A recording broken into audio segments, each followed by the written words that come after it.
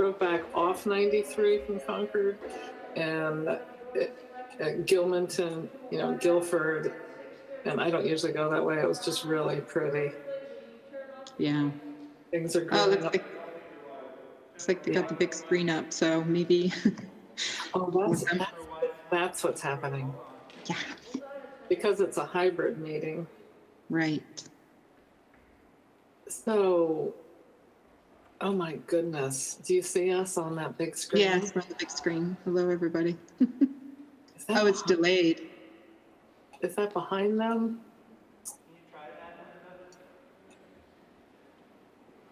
That's interesting.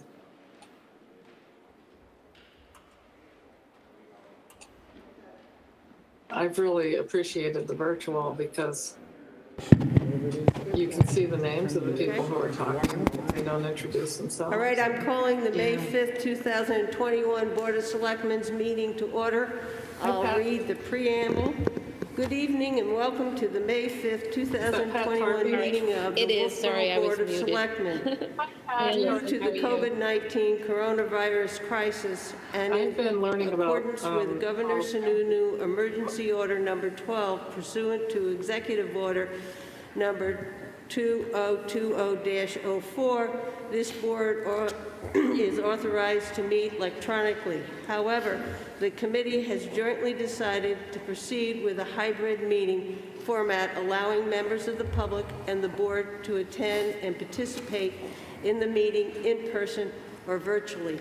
All members of the Board of Selectmen are in person here tonight. Vote taken during this meeting will be via roll call vote for all members. In accordance with Emergency Order Number 12, for members of the public, this is to confirm that we are present.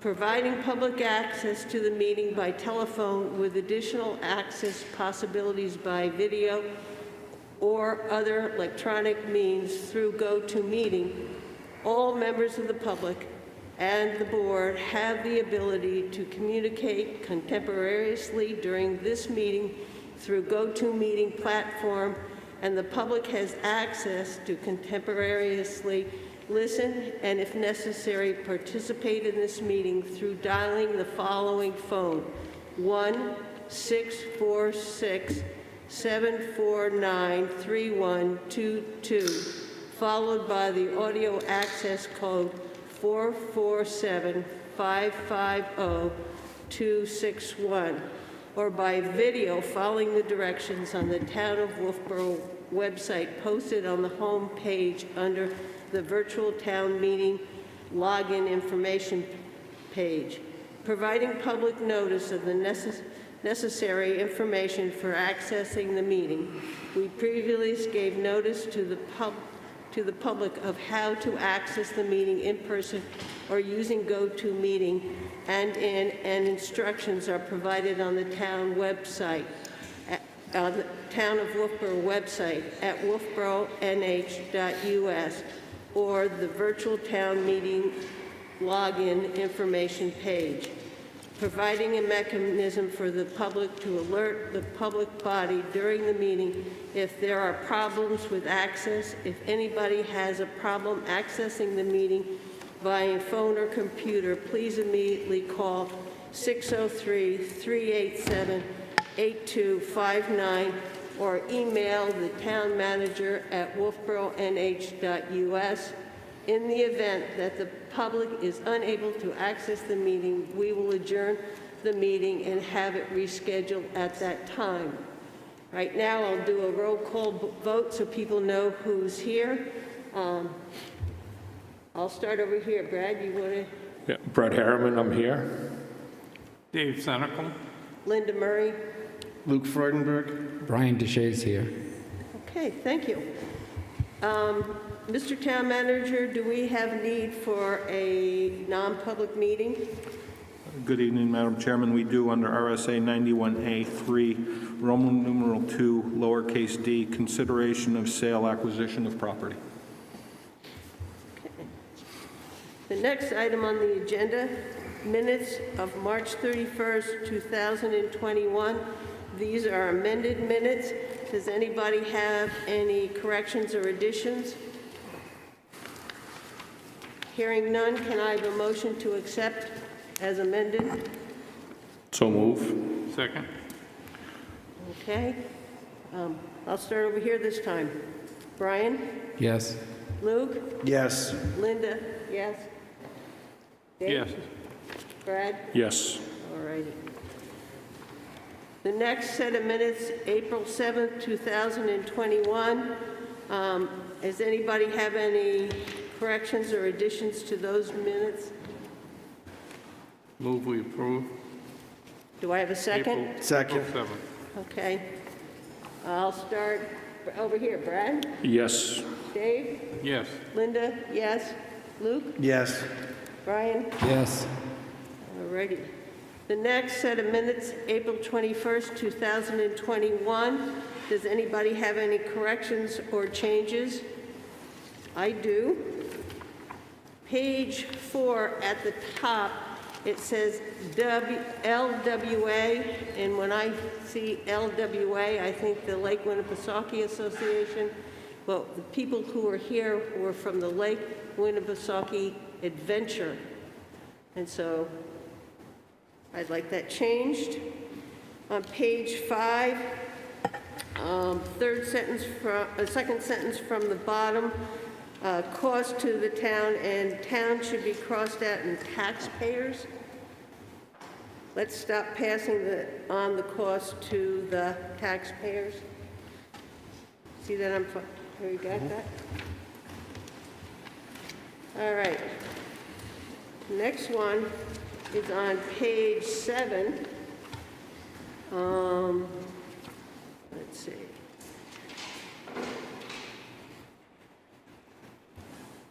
Fifth line down, after additional 300K, I like to add in the year 2022 and 2023. Then the next one was Brad Harriman. And Brad, I thought you said that the reason that you were voting against it was because you wanted to be able to decide whether it was bond or cash.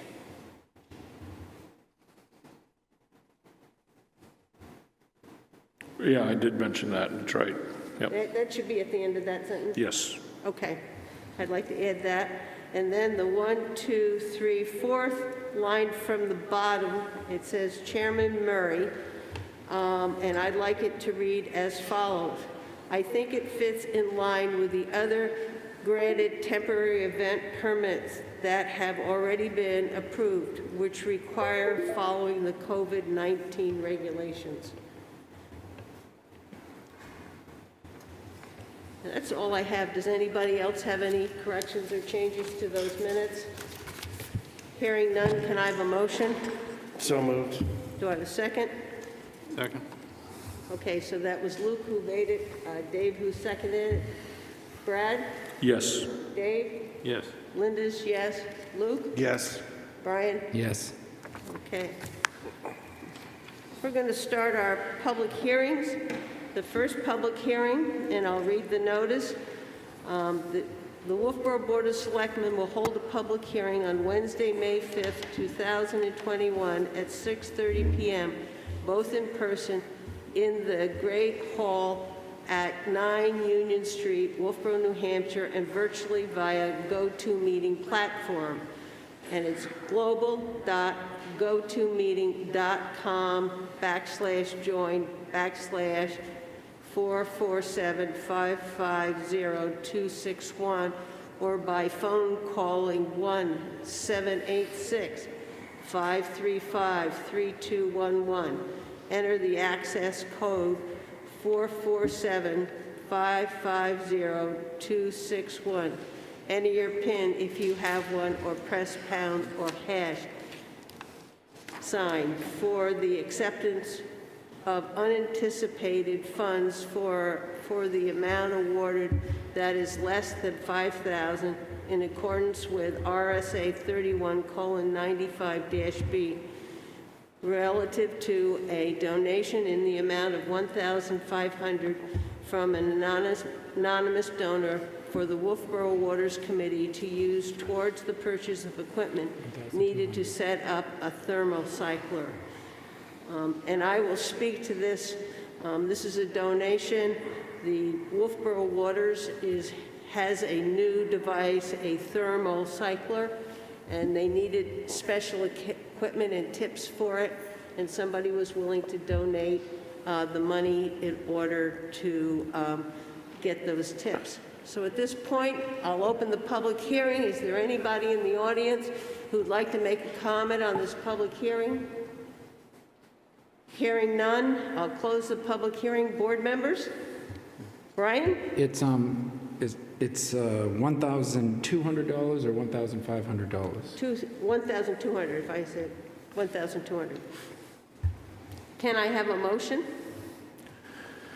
Yeah, I'll make a motion to accept an anonymous cash donation in the amount of $1,200 to be used to purchase equipment needed to set up the thermocycler to be utilized by the Wolfeboro Waters Committee. This donation will be booked to donations-miscellaneous account number 01-35080-150. The purchase of this equipment will be charged to Wolfeboro Waters account number 01-41301-872, which will be funded by this donation. And that's Brad Hammerman. Do I have a second? Second. By Dave Senical. Any further discussion? I'll start down here. Brian DeShays, yes. Luke? Yes. Linda's yes. Dave? Yes. Brad? Yes. Okay. We'll open up the next public hearing, and this, I'll read the advertisement. The Town of Wolfeboro Public Hearing Community Development Block Grant Application. The Town of Wolfeboro will hold 2 consecutive public hearings on Wednesday, May 5th, 2021 at 6:30 p.m. at the Great Hall at the Wolfeboro Town Hall, 84 South Main Street, Wolfeboro, New Hampshire, 03894. This meeting is also available by global.gotomeeting.com/join/447-550-261.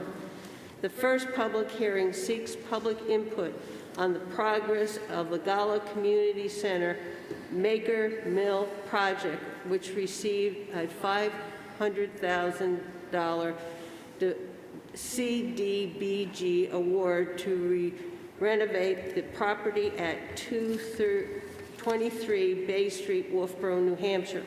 The second public hearing requests public input and action on a CDBG grant amendment for up to $275,000 in a CDBG gap fund due to unexpected material increase in the renovation price of the Gala Maker Mill project, and to authorize the town manager to sign, submit, and execute any documents which may be necessary to effectuate the CDBG amendment.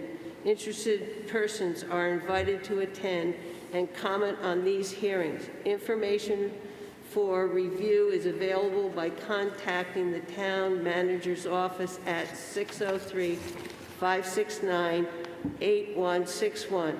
Please contact the Town of Wolfeboro at 603-569-8161 if you need assistance to attend or participate in the hearing. Anyone wishing to submit written comments shall address them to the Town Manager, Wolfeboro, New Hampshire, 84 South Main Street, Wolfeboro, New Hampshire, 03894. And I will open up the public hearing. And do I have somebody who'd like to speak to this?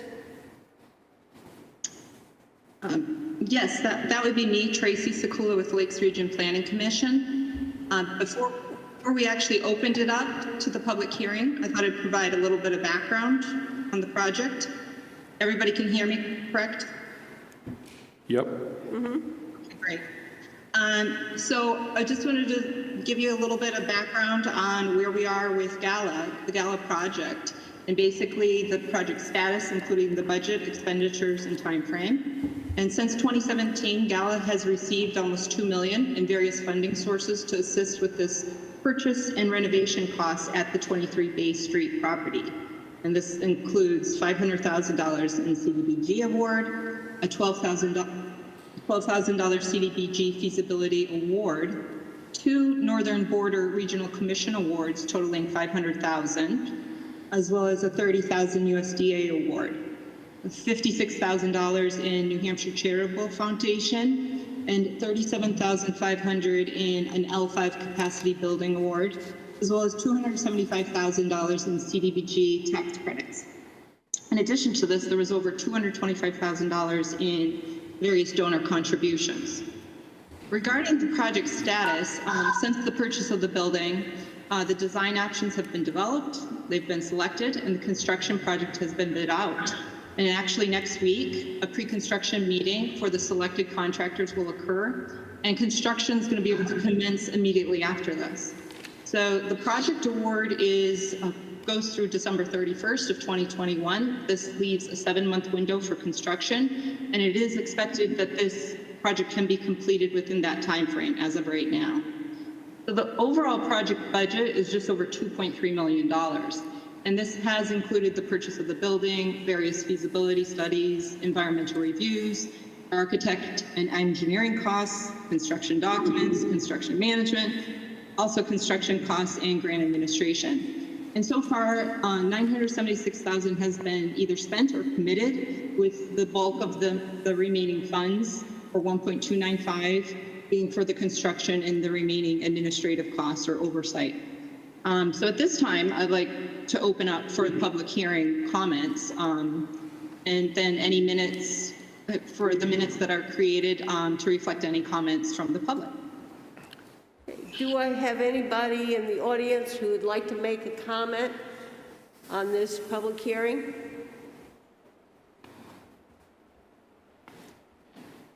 Hearing and seeing none, I'll close the public hearing, and I will open up the second public hearing.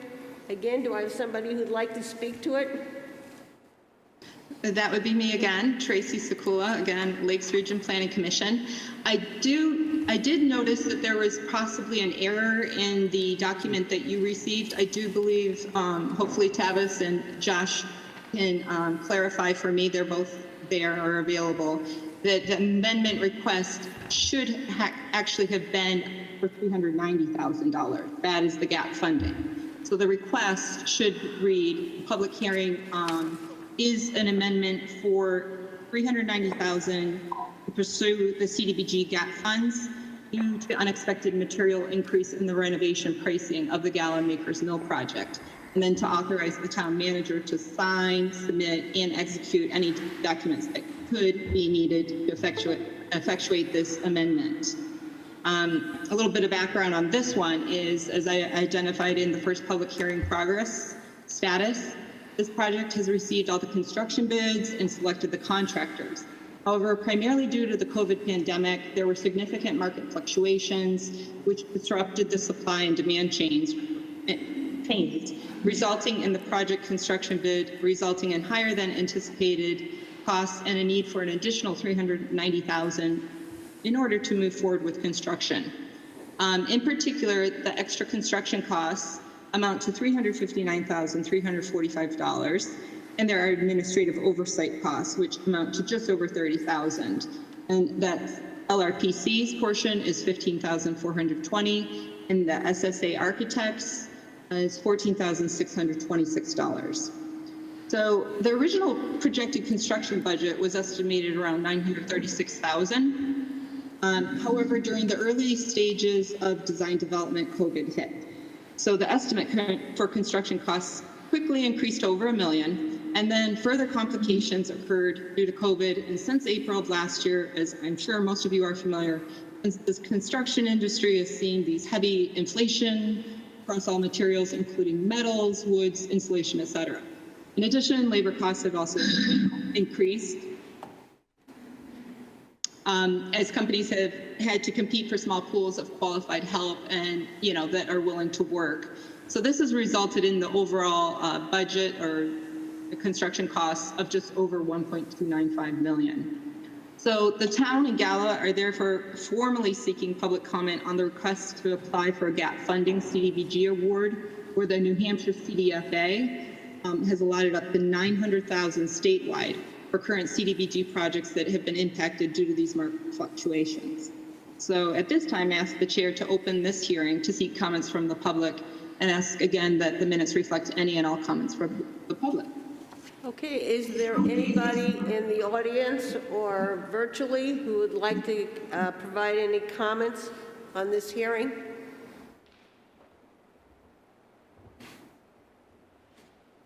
Hearing and seeing none, I seek a motion from the board to authorize the town manager to sign, submit, and execute any documents which may be necessary to effectuate the CDBG amendment for this gap funding opportunity. Does anybody want to make that motion? So moved. That's Dave. I'll second that. Brad's a second. Okay, Brad? Yes. Dave? Yes. Linda? Yes. Luke? Yes. Brian? Yes. Okay. Thank you very much. And one more comment that I wanted to make, that Tavis has been really great and helpful. And Josh Arnold, I believe, is here in the audience. He's wonderful. He's the executive director of Gala, and probably a lot of you know him. Yeah. Well, thank you for coming. Thank you. Have a great night. All righty.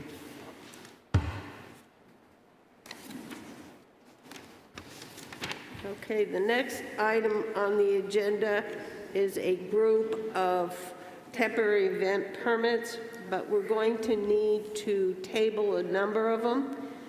The first 5, which is WASR, to play music for different nonprofits. I need all those 5 tabled. Will somebody make that motion? Yes, so moved. That's Dave, and seconded by Luke. Brian? Yes. Luke? Yes. Linda's yes. Dave? Yes. Brad? Yes. Okay, the next one I need tabled is the Wolfeboro, the Back Bay Water Ski Inc. Public hearing. Can I have a motion to table that? So moved. That's Dave, second. Second. Luke? Brian? Yes. Luke? Yes. Linda, yes. Dave? Yes. Brad? Yes. Okay. And then there's one, number 10, which is the Lakes Region Veterans Count Easter Seal of New Hampshire to host a 5K run or walk. That one needs to be tabled. Can I have a motion? So moved. Okay, Brian, second. Dave? Yes. Dave. Okay. Brad? Yes. Dave? Yes. Linda? Yes. Luke? Yes. Brian? Yes. Okay. So those are tabled. The ones that we will move forward on is the first public hearing I'll open up. It is for the Wolfeboro Board of Selectmen to consider a temporary event permit for the Calvary Bible Church to host a gathering for the National Day of Prayer at Cape Park on May 6, 2021 from 11 a.m. to 5 p.m. Is there anybody in the audience who'd like to speak to that? They were here at our last meeting saying this was going to go in. I'll close the public hearing. Board members, does anybody have any comments? Hearing none, can I have a motion? I'll move to approve a temporary event permit for the Calvary Bible Church to host a gathering for the National Day of Prayer, Cape Park, May 6, 2021, from 11 a.m. to 1 p.m. Do I have a second? Second. Luke seconds. Brad? Yes. Dave? Yes. Linda? Yes. Luke? Yes. Brian? Yes. Okay. I'd like to open up the next public hearing, the Wolfeboro Board of Selectmen, to consider a temporary event permit for the American Legion Post 18 to host the Independence Day Parade on July 4th, 2021, from 1 p.m. to 4 p.m., include setup, takedown on Main Street in Wolfeboro. Is there anybody here who'd like to speak to this permit? And would you just state your name for the record?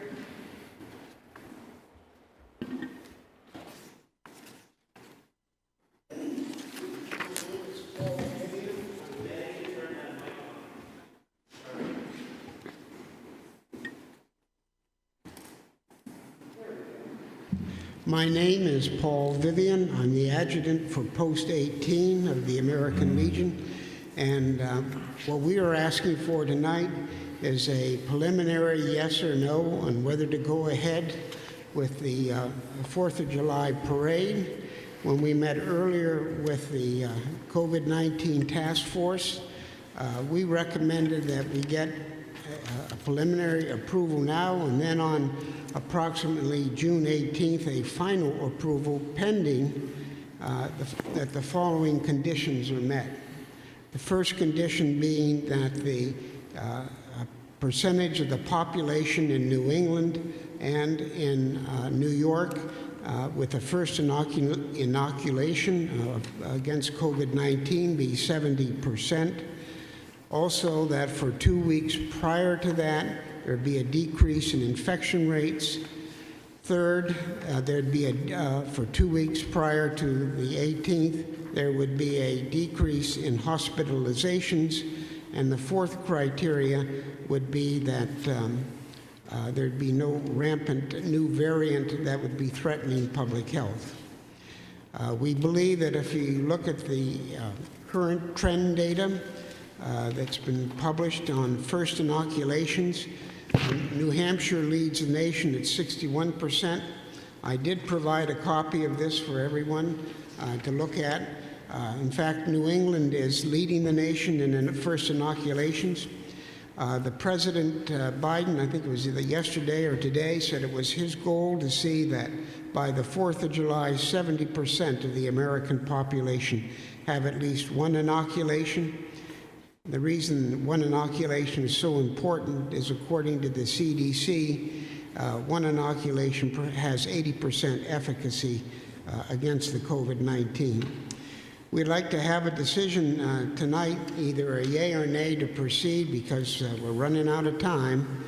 Not only do we need to have permits approved here and at the state level, but we need to get the various participants in the parade lined up. We need to coordinate closely with the chief of police and other officials. And I would also like to mention that this, under our plan, the parade would be part of a festival, which we hope will take place every year, an Independence Day festival that will take place over 2 days. That will involve lots of activities here within Wolfeboro, and we hope attract people here and help people see what a pleasant town this is to live in, and be a great way to celebrate our nation's independence. With that, I will sit down and be quiet, and pending any questions you may have. Thank you. I was just wondering if there's going to be any changes in the way the parade is normally done to add any other safety measures to it. Are we going to move it along quicker? Are we going to minimize the amount of walk-ins in it? Are we going to try and minimize crowds in any way? Is there anything else in place? Well, our hope is, we will encourage people to wear masks and to socially distance. I think that's that, and to be vaccinated. I think that's about all that we can really realistically expect from the parade. However, one reason for the festival is by having various entities going on, we believe it will decrease the likelihood of crowding. But as far as a parade is concerned, I don't think there's a great deal that we can really do to enforce it other than to encourage social distancing, wearing masks, and people being vaccinated. Yeah, I noticed two major differences in this parade. One is it's going to start at 1 o'clock instead of 10 o'clock. Yes, let me explain that. We're real flexible on this. I think it's a Sunday, so we're really aiming towards a 1 or 2 o'clock start. The reason for that is people go to church on Sunday. Normally, if it was on another day of the week, we would start at 10, which has been the tradition. Okay. The other thing I noticed was that over the hundreds of years that I've watched it, it starts up on North Main Street on the side street up there. And now I notice it's going to start at Friend Street, which is about halfway down the hill. Well, I think what we want to do is what we've done in the past. We've had a lot of discussion about where is the best place to start it. And again, we haven't had a chance to talk with Chief Rondo yet, but we're thinking in terms of doing it the way we had done it in the past, which is, of course, the name of the street escapes me. Down here on North Main Street, off to the west. Not the name of the street, but we would start the line up there and begin our parade down the same traditional route that we've had in the past. Okay, That's starting. It does say in here that you're going to start it at Friend Street. Yeah, well, I think we're going to try and change that to I've forgotten the name of the street. You might know it. Old Lakeview Terrace. Old Lakeview Terrace. Yeah. Okay. So what we're saying, what we're approving is a parade that's going to take the same route as in the past. That's what we're planning to do. Now, we haven't spoken to the chief yet about it, but that's our general plan. There'd be no radical departure from what we've done in the past. Okay, because that's what we will be approving if we so do that. I am now going to open up the public comment time. Is there anybody in the audience who would like to address this public hearing on the 4th of July parade? Come on up, state your name for the record. Hi, Bobby Budman. I just wanted to point out a few issues regarding the parade and the safety of the parade, and actually look at the data from last year versus what we're trying to project for this year.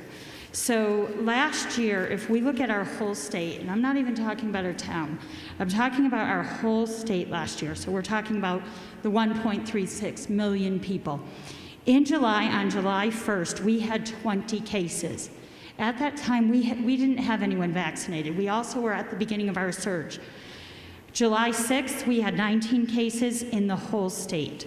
July 11th, we had 31. July 16th, 25. July 18th, 19. And July 20th, we had 16 cases.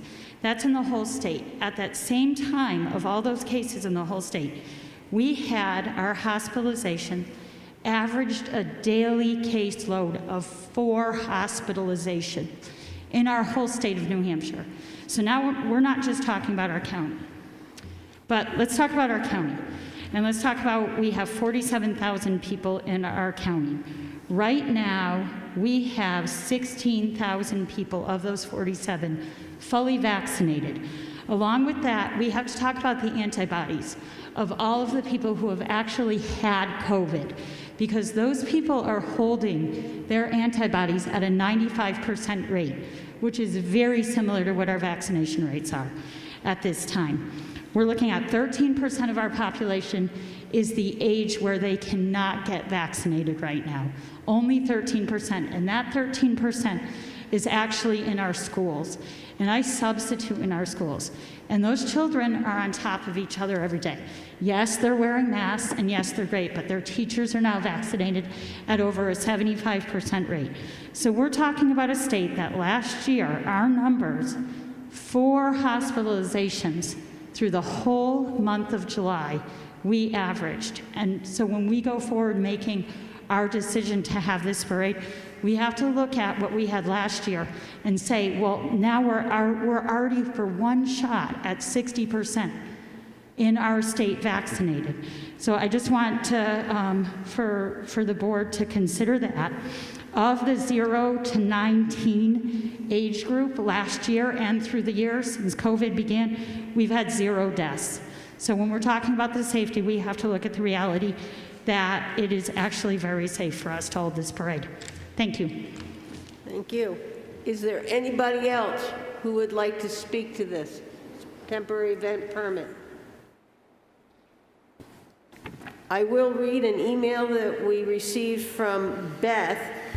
I am writing with the concern that there has been pressure to resume the 4th of July parade this year. While I love the parade as much as anyone, I think it would be completely irresponsible and ignorant to allow the parade to happen this summer. Yes, the parade is outside, but with people packed in shoulder to shoulder and 10 deep, it would not make much difference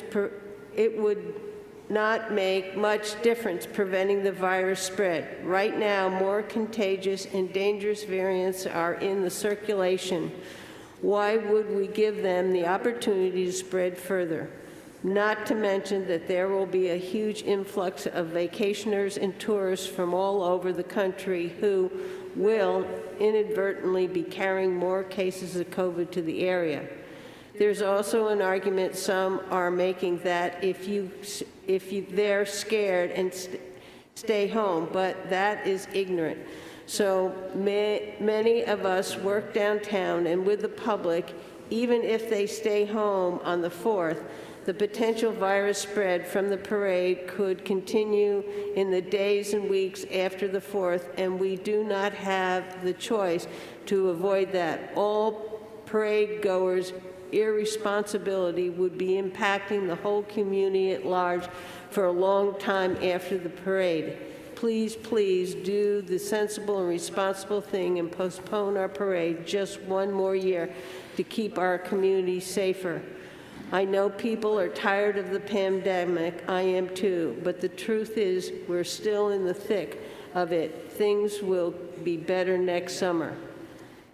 I'll give it last chance. Does anybody want to speak to this temporary event? Hearing and seeing none, I'm going to close the public hearing. Board members, do we have anybody who wants to make any comment, ask any questions at this time? Brian? Yeah, I wanted to clarify for everybody that when we approve, or if we approve a permit for the parade, I want to make sure that the public understands that it's not meaning that we are definitely having a parade, that we do have to follow the restrictions set forth by the American Legion. And I just hope that the community doesn't have any confusion with that, that if we accept the permit for the parade, that we have to make sure that it's done in a safe manner. Yeah, and we also have what we call a cutoff date is the 18th of June. If we have a big spike in COVID and we're having issues, we can cancel the parade, and that's part of what the American Legion is presenting to us. Does anybody else have any comments? Brad? Yeah, I was just going to add what you just said, Linda, that in our task force meetings, as part of the discussion there, of the fact that we do have that, we're talking about that June 18th date, so that if there, things change and it doesn't look like it's going to be safe, we have the option of, as Brian alluded to to pull back on this and cancel it and stuff. But this does give the opportunity for the Legion to move forward with the planning parts of it in case it can go through, or if we decide it'll go through and stuff. So, in my opinion, I think this is a good way to go with it right now, knowing that we still have the option in front of us. So. Yeah, and you did a lot of talking about it on the task force and looking at all the options. Right. Yeah. Any other selectmen have any comments, concerns? Hearing none, can I have a motion? I'll move to approve a temporary event permit for the American Legion Post 18 to host Independence Day Parade on July 4th, 2021 from 1 to 4. Includes setup and takedown time. on North Main Street in Wolfeboro. A final decision on the permit will be made on June 18th. That's Dave. Do I have a second? Second. That's Luke, seconding. All right, I'll start down with Brian. Yes. Luke? Yes. Linda's yes. Dave? Yes. Brad? Yes. Okay. I'll open up the next public hearing, the Wolfeboro Board of Selectmen to consider a temporary event permit for the Cub Scout Pack 165 to hold their Arrow of Light crossover ceremony at Abenaki Lodge on May 8th, 2021, from 12 p.m. to 1 p.m. Is there anybody here who would speak to this? This is Jeff Marchand by telephone. Yes? Go ahead. I'm the Cub Scout Pack 165 leader. Thank you for offering me to speak. I reside at 49 Trust Mountain Road in Wolfeboro. This is nothing more than a simple graduation ceremony where Cub Scouts become Boy Scouts. As you see in the application, it's called a crossover. We like the Abenaki venue because there's an actual bridge, and we use that for the Cub Scouts to walk across the bridge. I just want to say that there's no music, no lighting, no alcohol. It'll last about an hour, and I'm open to any questions that you may. Thank you. Is there anybody in the audience who'd like to speak to this temporary event permit?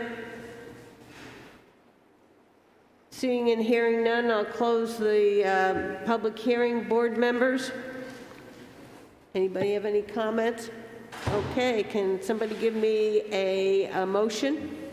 We'll make the motion to approve a temporary event permit for Cub Scout Pack 165 to host their Arrow of Light crossover ceremony at Abenaki Lodge on May 8th, 2021, from 12 p.m. to 1 p.m. Permit number 2021-32, contingent upon following CDC guidelines at that time. That's Luke. Can I have a second? Second.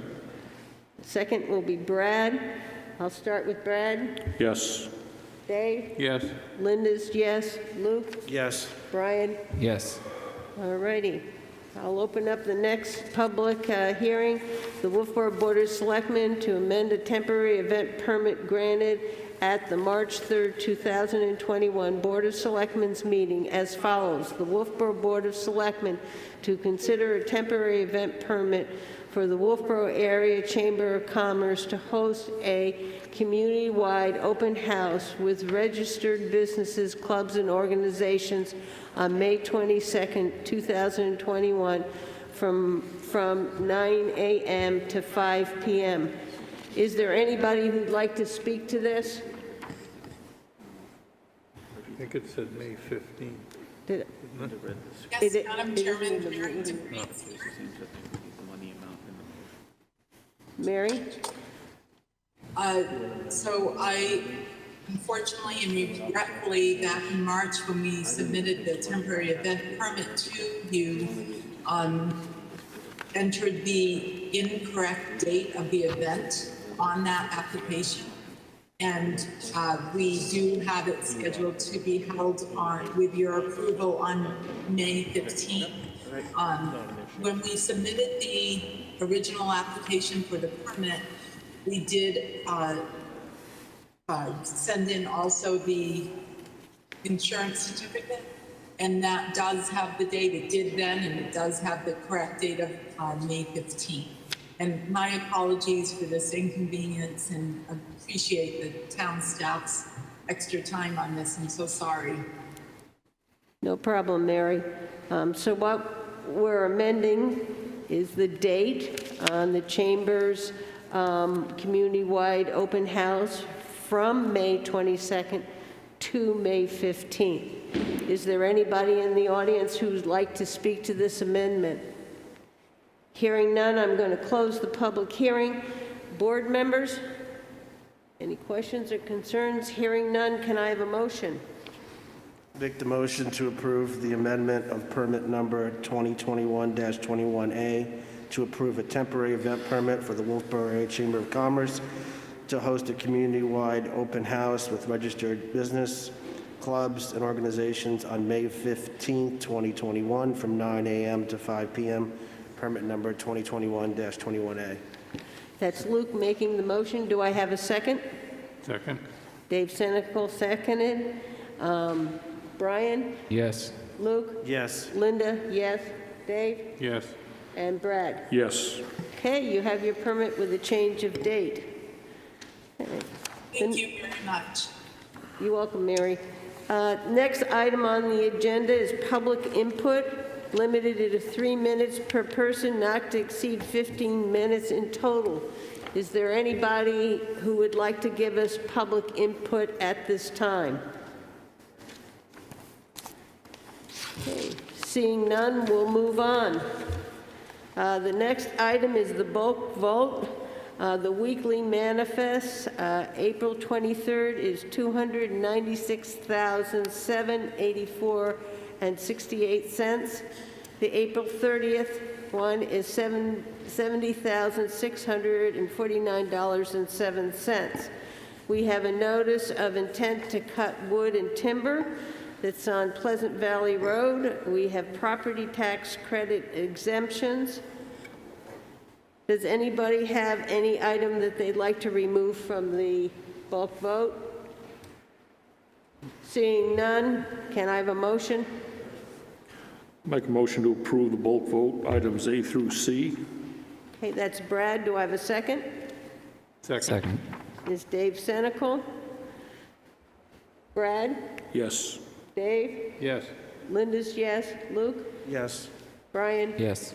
Okay.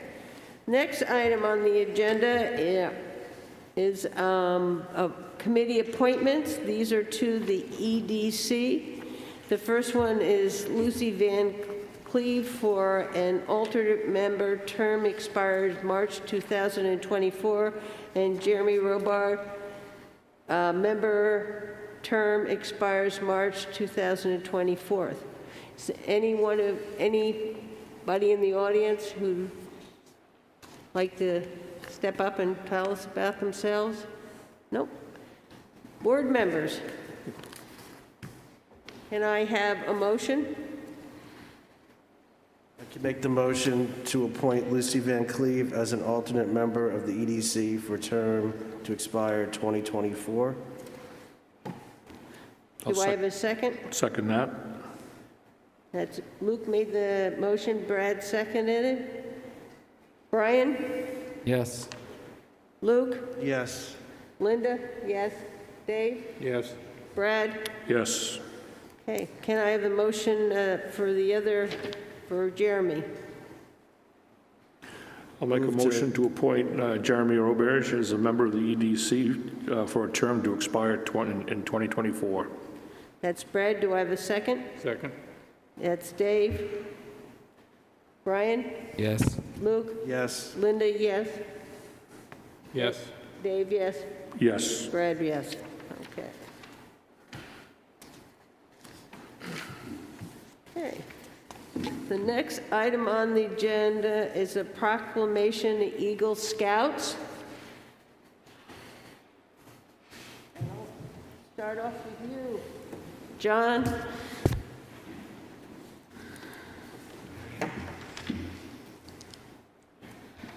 Thank you, Madam Chairman, members of the Wolfeboro Board of Selectmen. Before I start off, I want to thank you folks for allowing us to be part of your meeting. Thanks come from Governor Sununu, Representative Deshay, and myself. We've got 3 people in our community that have achieved the rank of Eagle Scout, and they happen to be from the same family. And about 4% of Scouts actually become Eagle Scouts. And some of the requirements to be an Eagle Scout include 21 merit badges, the Scout spirit based on Scout oath, law, service, and leadership. The Scout completes an extensive leadership project that the Scout plans, organizes, leads, and manages. And then they participate in an extensive interview board called the Scout Board of Review. At this particular time, I'd like to have the Scouts come up and have Representative Shea present the certificates from Governor Sununu. And the first one is citation.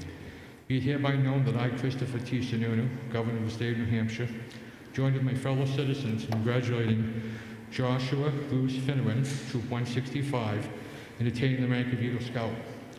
I am pleased to honor your hard work for the many achievements you have made in order to obtain the rank of Eagle Scout.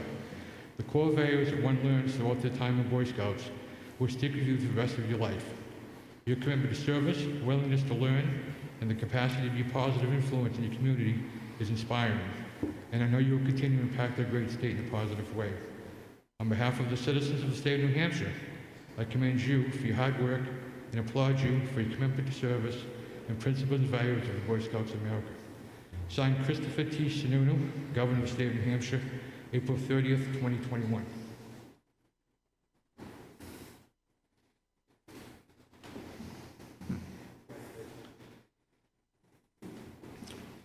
Next one is entitled Citation. Be it hereby known that I, Christopher T. Sununu, Governor of the State of New Hampshire, joined with my fellow citizens in congratulating Matthew Robert Finneran, Troop 165, in attaining the rank of Eagle Scout. I am pleased to honor your hard work and the many achievements you have made in order to obtain the rank of Eagle Scout. The core values that one learns throughout their life in Boy Scouts will stick with you for the rest of your life. Your commitment to service, willingness to learn, and the capacity to be a positive influence in your community is inspiring, and I know you will continue to impact our great state in a positive way. On behalf of the citizens of the state of New Hampshire, I commend you for your hard work and applaud you for your commitment to your community and the principles and values of the Boy Scouts of America. Signed, Christopher T. Sununu, Governor of the State of New Hampshire, April 30th, 2021.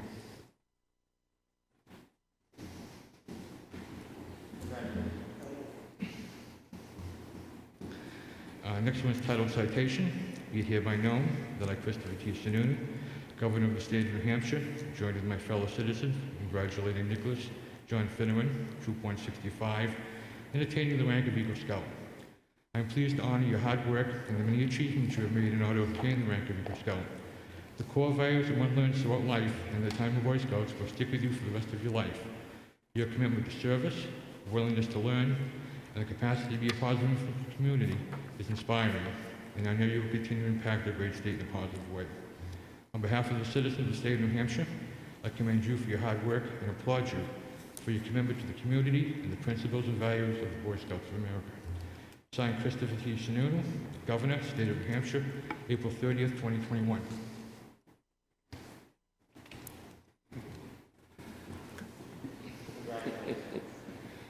Madam Chairman, if I could ask everyone to join me in a round of applause for these young men. Sure.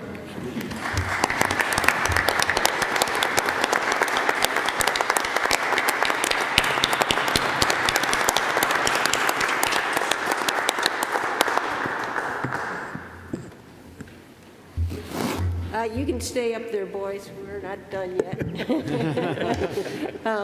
The Board of Selectmen also have a certificate for you for your exceptional leadership skills in earning the rank of an Eagle Scout, and we're very proud of you. Cole?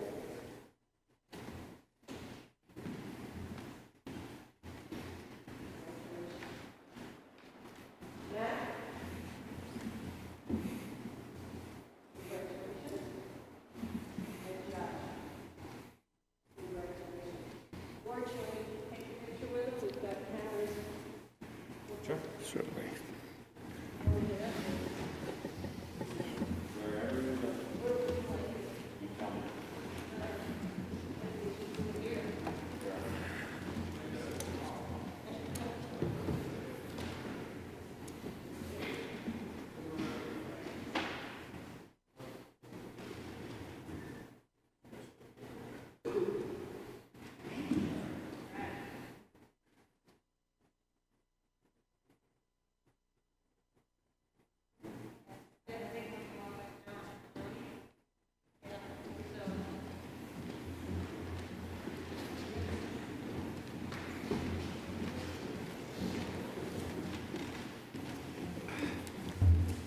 I brushed my...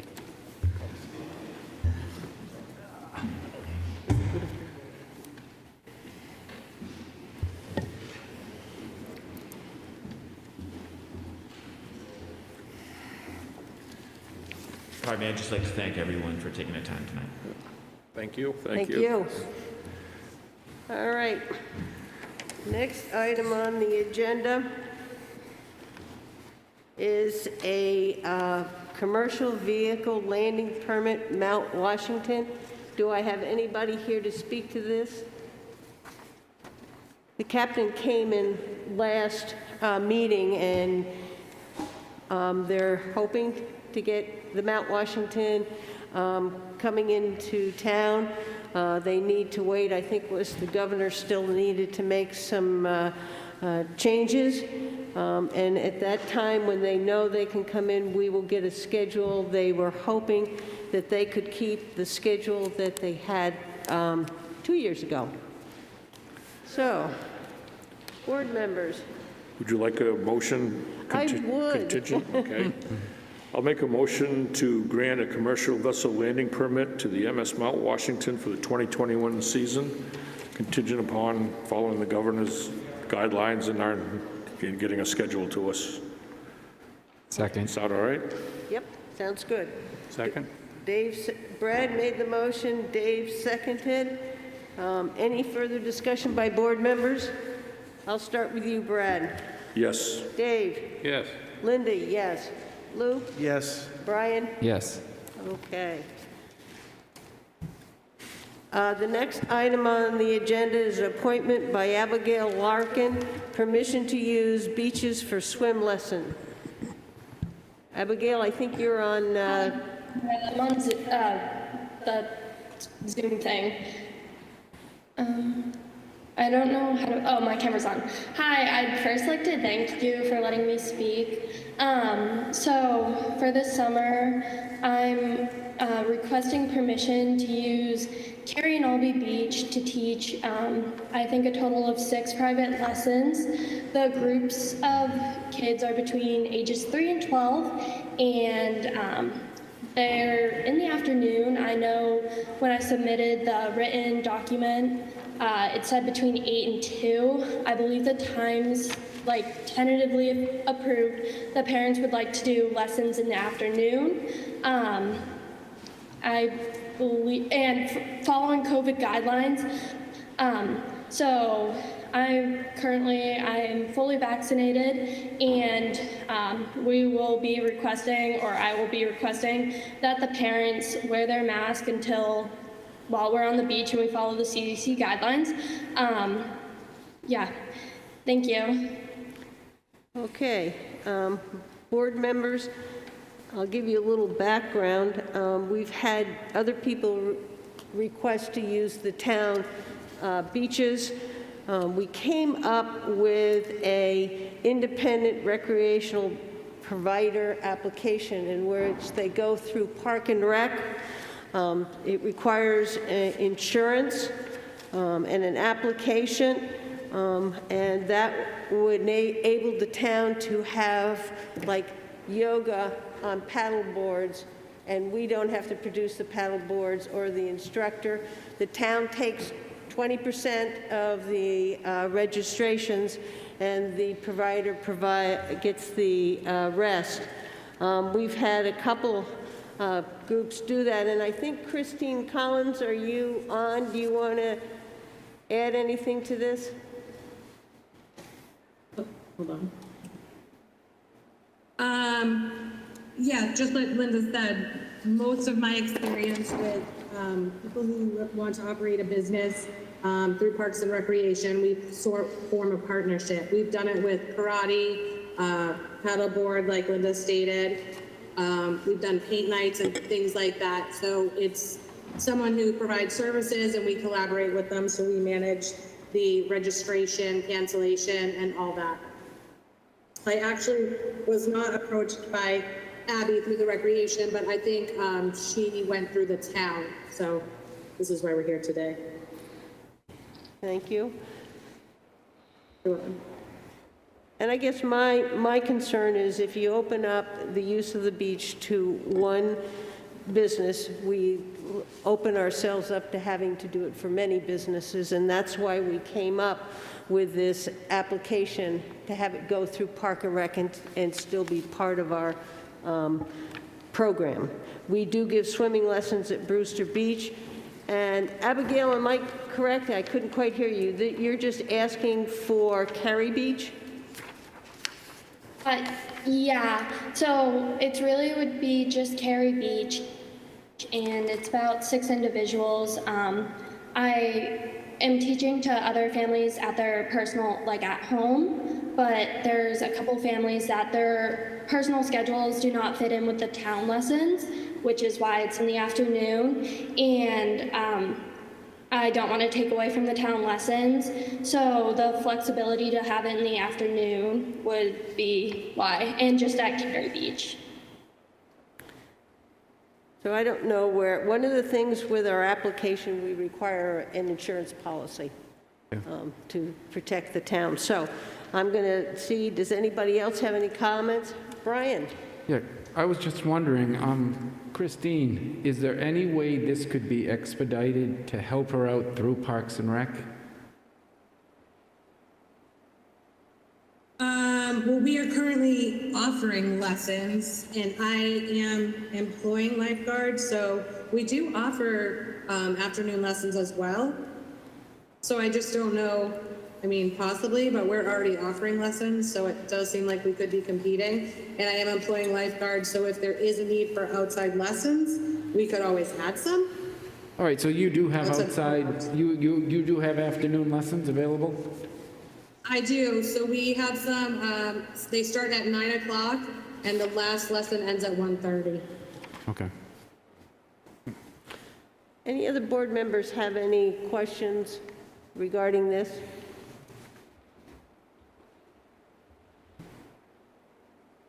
I personally, without having the insurance, and I am not in favor of allowing a business to use our beach, because what it opens us up to for others, and that we do have another way it could take place. I understand it's just a few children. So that's where I am. Yeah, we have had issues before in the past. Yes, we have had it in the past. When we've had businesses on, particularly over at Albany Beach. And we have a town that has restricted that beach along with Albany Beach. Does anybody else have any comments? Brad? Yeah, I think I'm kind of with you on this, obviously without the insurance here and stuff, and just the issue of using the public beach for private lessons there, where we also offer lessons through Parks and Rec also, although at a different beach there. I think Christine said just hers at Brewster, right? Yes, they are at Brewster, right. Yeah. So, yeah, I think I'm kind of leaning with you and Dave on this, that I think it could be problematic, and so I would think I would lean towards, not being in favor of this at this time. Okay. Luke? I agree. I think maybe we should, I like the concept, and I've heard about this before, of, the private partnership with Parks and Rec. And if, someone like Abigail, if she could go out and get insurance and, promote this ahead of time, obviously, and if that fits with, with paddleboarding and private lessons, those certainly should be options. And maybe, I think we need to discuss it again, because the insurance thing, I fully get it, and I think it protects the town. Could it be an overburden for someone just trying to teach a few lessons? Maybe, but maybe there could also be some type of policy that could be like a floater, as long as they were certified a certain way or whatever, they could be covered under the town's policy, potentially in the future. That's the only thing I see as a burden for a lot of people that would want to maybe teach yoga or something like that. So maybe there's some things like a public-private partnership, where if someone wanted to teach yoga, if they got certified through the town or something like that, and we had like this partnership, that could work out in the future. But insurance is huge, and if someone gets hurt and we're letting somebody teach a lesson there, the town could be responsible for it. So, Brian? I would hope that maybe Parks and Rec can try and expedite a process where she can get insurance and follow the proper channels that we already have in place to do a program as we have regulations for. So I would say that she has to follow the proper channels, to make this work. Linda, I just had another thought too, is that just to suggest to Abby here that there are some private properties, some inns and stuff like that have their own private beaches and stuff that maybe she could reach out there and they could work out a deal or something like that to get access onto a beach area for a lesson, something along that lines. They might be, kind of, they look in favor of something like that themselves, if it would kind of promote amongst the two, between the two of them to strike a deal or something. So just the thought there, if she hadn't already thought of it, but there are some opportunities there. Yeah, I mean, I think that it's great that she's willing to do swimming lessons, and we definitely want our kids to learn to swim. To me, where we live, it's like a seatbelt, but I just do not think that we should open up and make us vulnerable to other businesses. We've already turned others down. So, can I have a motion? Who's brave enough to make the motion? I'll make a motion to not approve this use of the beaches for swim lessons at this time. That's Dave Sanical. Do I have a second? I second. Okay, I have a Luke. All right, I'll start over. Brad? Yes. Dave? Yes. Linda? Yes. Luke? Yes. Brian? Yes. Okay. The next item on the agenda is Arbor Day Proclamation 2021. And there is a proclamation here, and that what we need to support is the Board of Selectmen of Wolfeboro, New Hampshire, do hereby proclaim May 7th, 2020 as Arbor Day in the town of Wolfeboro, New Hampshire, and urge all citizens to celebrate Arbor Day and support the efforts to protect our trees and woodlands. And further, we urge all citizens to plant trees, gladden the hearts, and promote the well-being of this and future generations. Do board members have any comments or questions? So we're declaring May 7th. Do I have a motion? So moved. Dave Senical, do I have a second? Second. Brad? Brian? Yes. Luke?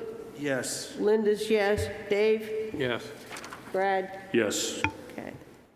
The next item on the agenda is the Wolfeboro Friends of Music Great Hall Acoustics. Is somebody here to speak to that? Come on up, state your name for the record.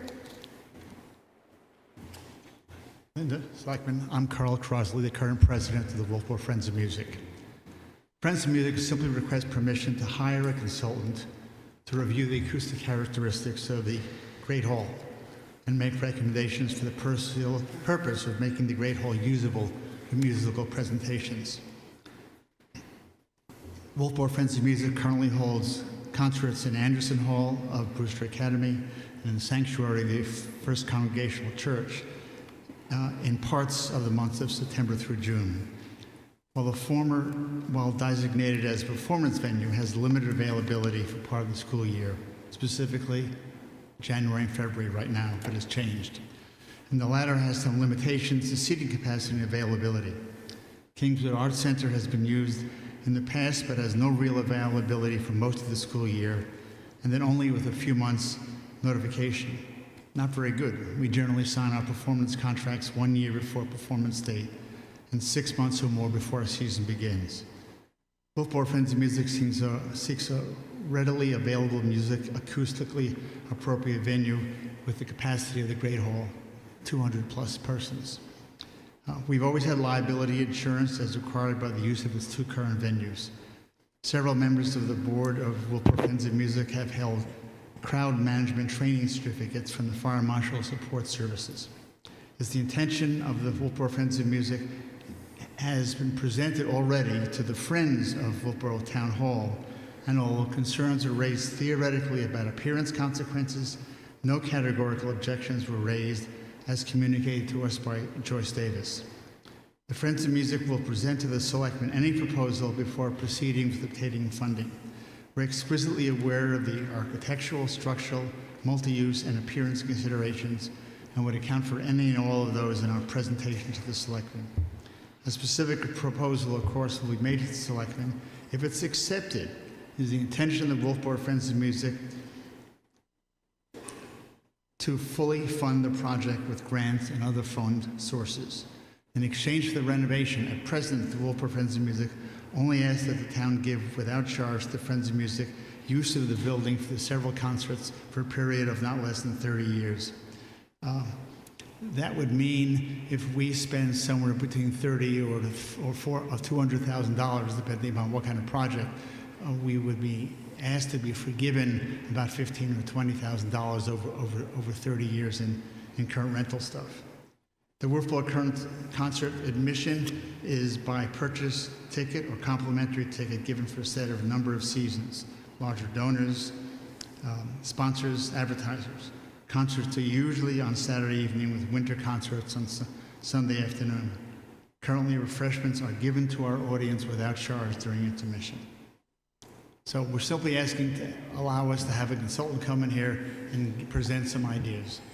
And the ideas, if we think that we like them, we'll present them to you, and then you can say, well, that's good or that's not good. And if it's something to go ahead, we will pay for everything to get it done.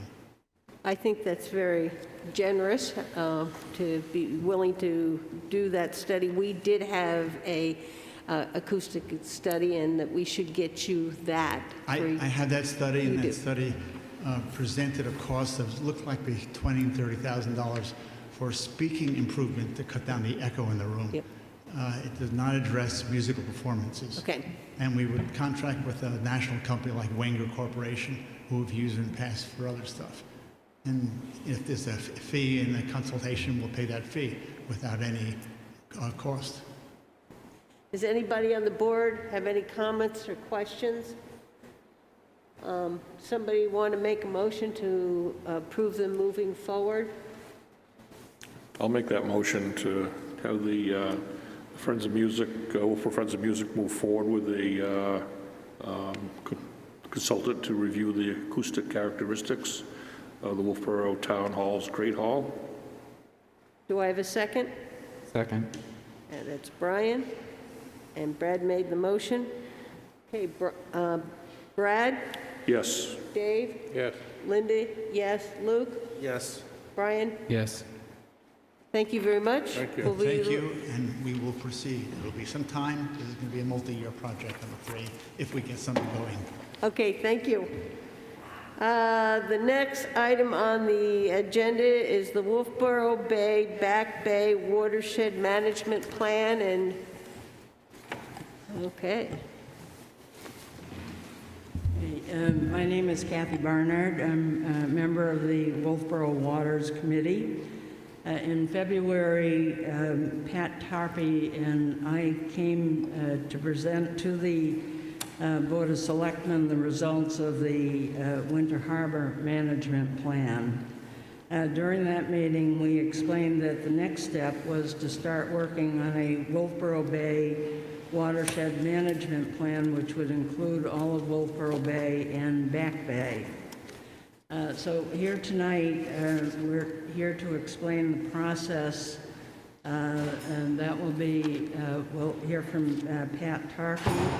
Also here with us tonight is Rich Massey, who is also a member of the Wolfeboro Waters Committee, and Tavis Austin, Director of Planning, who will be working with the committee to submit an application to the New Hampshire Clean Water Revolving Fund Loan Program, and that's due on June 1st. So I'll now turn this over to Pat Tarpey. Pat? Yes, hello. Here I am. Oh, good. Okay. Yes, so the Wolfeboro Waters committee did approach the Lake Winnipesaukee Association about moving forward with this process to develop a watershed management plan for Wolfeboro Bay. There is a document that's been put together. I don't know if that's been shared with you or not, but as of this point, the Lake Winnipesaukee Association has completed 4 of these plans for different areas of Winnipesaukee. Most recently, as Kathy just mentioned, for Wolfeboro Bay and Winter Harbor. These plans have been funded with New Hampshire DES 319 Watershed Assistance Grants. Those grants are no longer available for watershed planning purposes. They are only available for watershed implementation. Therefore, these plans now have to be self-funded, or another source of funding needs to be found. Kathy referred to the Clean Water State Revolving Fund, which allows a community to apply for a loan. The loan amount is up to the community, but this loan fund will forgive up to $75,000 of the loan amount. And you can use these for watershed planning purposes, development of a watershed management plan, as long as it meets EPA's criteria. So the watershed management plan that LWA recently completed for Wolfeboro Bay and Winter Harbor, the grant that we got from the Watershed Assistance Fund was $65,000. The town of Tuftonboro contributed $15,000. The town of Wolfeboro contributed $15,000. So $95,000 was actually cash cost, and the remaining amount was other in-kind match. I've estimated, based on those we've completed to date, the cost for Wolfeboro Bay Management Plan, $100,000 to $120,000. The Lake Wentworth part of the watershed already has a management plan, so that really reduces the scope of work. And I think Tavis is here tonight. He can speak to this as well. This Clean Water State Revolving Fund has a pre-application due June 1st, but the community has to have gone through some process to approve moving forward with that loan application. So I'll open it up to questions. Any board members have any questions? Anybody in the public? Rich, is there anything you want to add? I know you've worked on this quite a bit.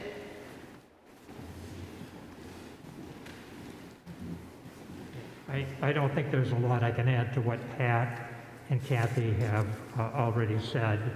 I think Pat referenced that we've had watershed management planning in the town of Wolfeboro for the past 11 years, and it's taken place in the upper reaches of the Wolfeboro Bay watershed, namely around Crescent Lake and Lake Wentworth.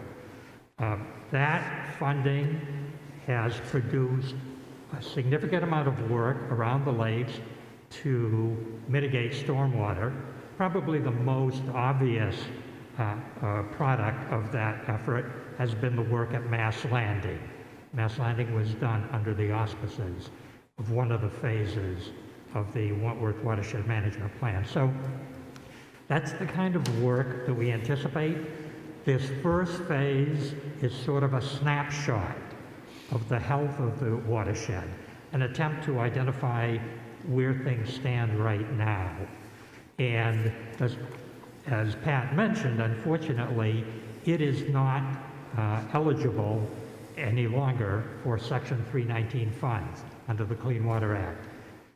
Any mitigation efforts that would come out of this in subsequent years assuming that this project goes forward, does become eligible for Section 319 funds. So once this plan is in place, a lot more avenues open up for us to do work on this watershed. And, you know, we can't emphasize enough how important Wolfeboro Bay is. It's the largest, most important body of water in a community that relies on water as its lifeblood, its economic lifeblood. And so this is an opportunity for us to take advantage of the expertise that the Lake Winnipesaukee Association has developed and to do Wolfeboro's share in taking care of a shared resource, which is what Lake Winnipesaukee is. Thank you. Tavis? I was just going to touch on a couple of points. This would require, the pre-application that I'm working on is due June 1st, would ultimately move to a complete application, which would be looking at DES authorization in September, October of this year. I've had some preliminary conversations with DES, the people that would literally be looking at the submittal. They were they provided a lot of encouragement towards moving forward with this plan. And one of the mechanisms I've spoken with Rich and Kathy about this is looking for a $120,000 loan, so that would be town meeting authority for that loan. But the peace of mind is that it is $75,000 principal forgiveness.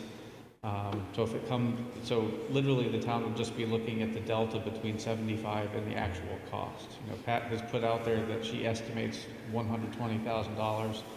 So it's conceivable with the capital reserve, the stormwater capital reserve that was funded first this year, it would have zero tax impact.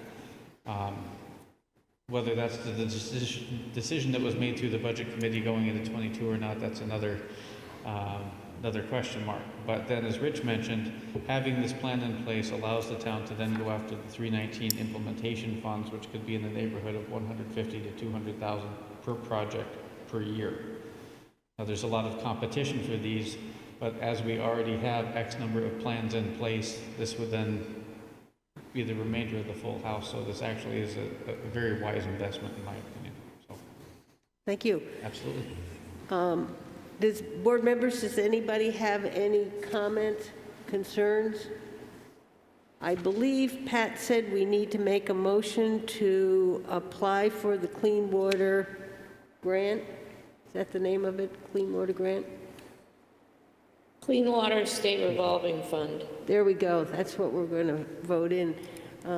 Somebody want to make that motion? So moved. Do I have a second? Second. Luke made the motion. Brian seconded.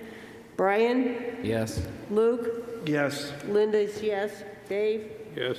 Brad? Yes. Okay.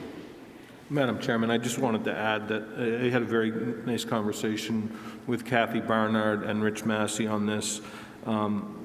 They have got a lot of energy in this topic.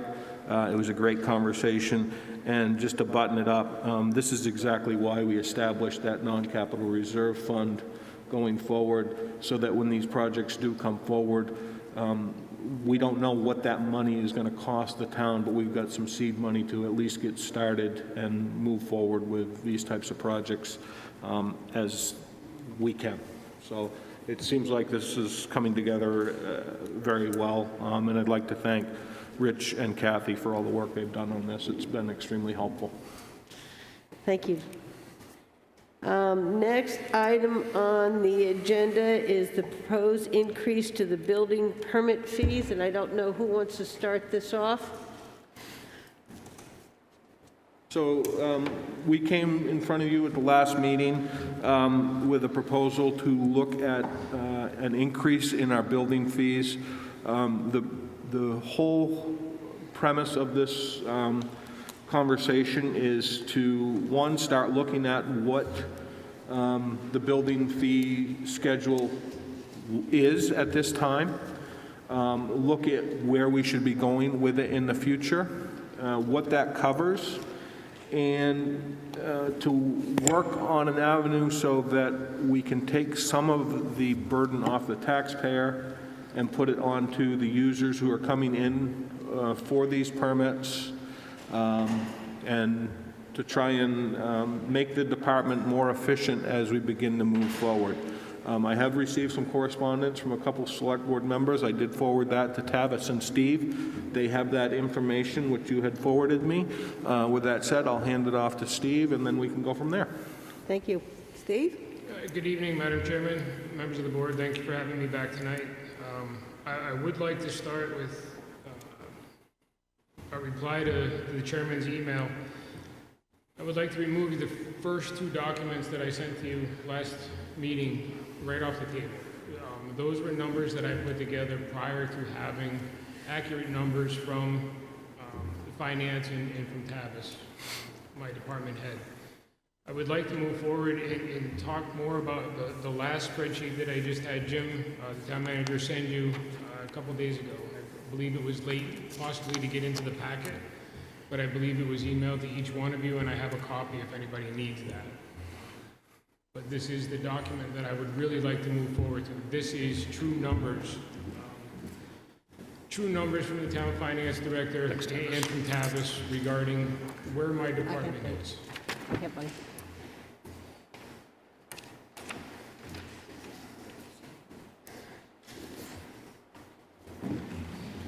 So as you can see, these are now loaded numbers. So these are the numbers based on salary, health insurance, benefits, and all that good stuff that goes with it.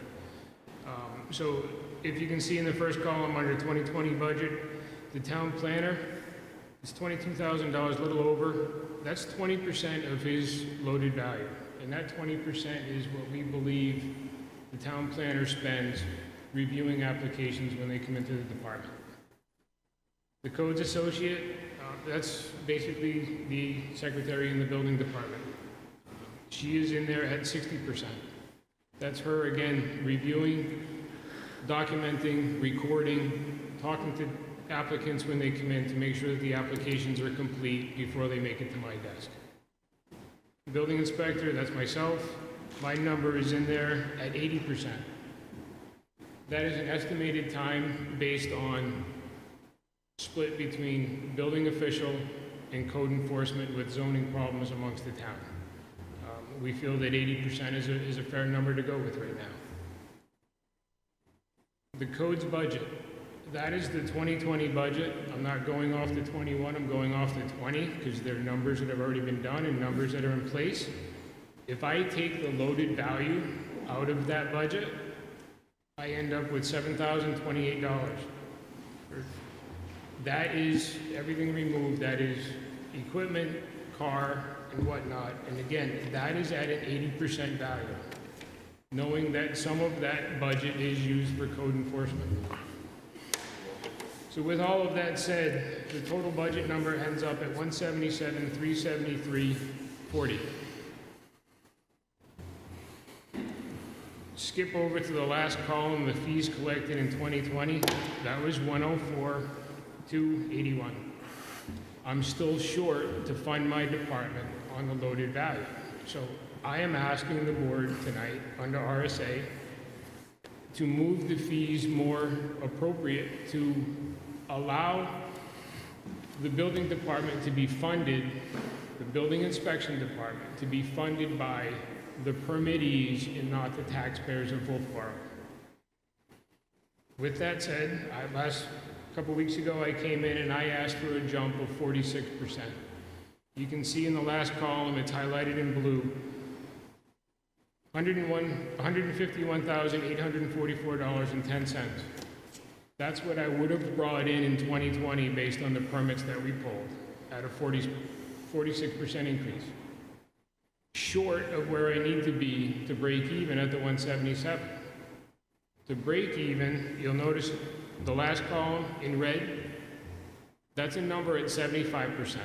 I didn't go back and do the numbers to exactly break even. I just pulled a rough number, an even number to do math with at 75%, and I came out at 182.04. A little bit more than what I have. It breaks even in my mind.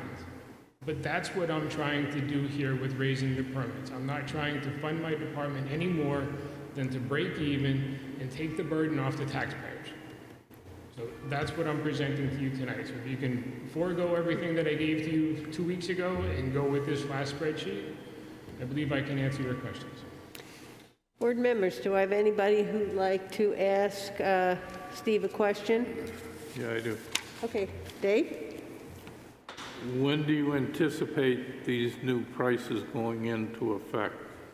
It's my understanding that we still have to move forward with a public hearing with a number that we're going to go to. So whenever that public hearing can happen, I would hopefully project that a couple of weeks, getting documents updated on the website and what's printed back out and accurate. So maybe a month after we have a public hearing, maybe sooner. So what do you anticipate that to be? I mean, Honestly, I don't know. I mean, I'm already a good 400 permits in on the year. I don't know where my number's going to end up. If I go back and look at... No, but I mean, you're talking about July 1st, June 1st, August 1st? I think we could probably go with June 1st would probably be a good start date if you want to make it easy. I mean, maybe by the end of June. I think we're looking at the first week of June before we have a public hearing. Yeah, so the next... Probably July 1st. The first board meeting that we could hold a public hearing on it would be June 2nd, which would, push it probably to July 1 would be a fair effect, just some going idea. into effect date. And July 1 gives us a half a year. Gives us, Right. Sure. It's going to put you into the better half of the busy season for permits. Anybody else have any comments? I have a couple of questions, Sure, go ahead. and I want everybody to educate me. Our water department, based on their fees, do they cover their costs completely? For all intents and purposes, I believe the audit report comes back and they do cover the bulk of their operational costs, but I can look into the audit report and provide you more data on that. And the electric department, our electric department, do they cover their costs completely? There's no input, no taxpayer dollars get used to pay for the electric or the water or the sewer in town? So the electric department wholeheartedly covers. They actually put a significant amount of money into capital reserve fund each year. It's my fund balance each year within that account.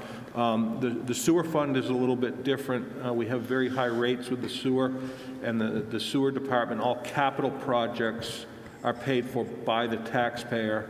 The user fees are used to pay for the operations of the facilities. And how about the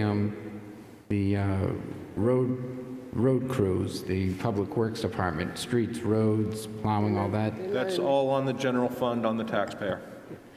And also the water fund has a hydrant fee, which does come out of the operating budget, so it is on the taxpayer.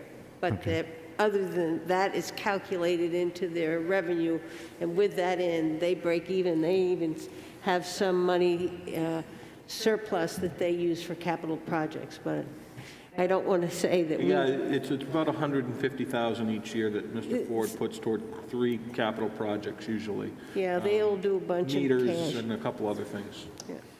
Another question would be, just wondering why, and maybe all the other towns around us are not worried about their expenses, but why would we end up being 2.5, 3 times the cost of all the other towns? Just doesn't make sense to me. I mean, are they that far behind in their fees, or? That's a question for Stephen Tavish. To be blunt, yes, the other towns are behind on their fees. Again, I mentioned 2 weeks ago when I was in front of you that this is something that in New Hampshire building officials have been trying to accurately project throughout the state. And I've been in front of many boards with many other building inspectors to try to get the same movement to happen. To me, this is the right thing to do. There's no reason why your taxpayers are paying for the services to have somebody build a project on their property. Now, the fees that we have in place, those are graduated so that more expensive or larger houses pay higher fees, correct? It's done in such a manner that, yes, the small project is not going to be over-inundated, and it's the fee, I mean, there's no real scientific way to do the fees on this. It's based on the number of inspections that are due on a certain project. Yeah. Do we charge an additional amount for each bathroom I do inspection? not charge by bathrooms. I look at it as I'm out on a site regardless of what the project is. I look at all the electrical, I look at the plumbing, I look at the framing, the foundation. I do all of that for every project. So there are some communities that do charge per fixture. Yes, correct. Per outlet, per light switch. Correct. I don't go to that extent. I'm at the property anyways, and if I'm walking around the project, it doesn't take any more time to look at a single outlet as it does 50 outlets. I'm walking through the entire project. So my fees are based on, in your packet you had a spreadsheet of where I want the fees to go. There's a set fee, an administration fee. That basically covers an estimated cost for myself, the town planner, and the secretary to look at the applications. And then there's a square foot cost, which if you build a 1,000 square foot house, it's going to be a lower price than an 18,000 square foot house. Mm-hmm. But that square foot cost covers me to walk through the entire house and look at everything that needs to be looked at. So depending on what size project you're doing, I have it broken out to 4,000 square feet and less, and 4,000 square feet or above. So the fees are broken out. They can be broken out even further if that's where we choose to go. But I would just say that I certainly don't want to get into a position where we're counting the number of outlets and counting the number of fixtures and having to account for those and then bill based on that, because it's just going to take more of their time for the billing purposes. So that's why they went the model of a gross number for the entire thing versus individual appliances. Yeah. The only thing that I see that's a little hard is, and there aren't many people that build on houses under $400,000 anymore. It's not based on construction cost. It's based on square footage. Correct. I just don't want to see somebody building a small house have to pay $1,500 for their permits, and when they're building a house for $375,000, they're on a fixed budget.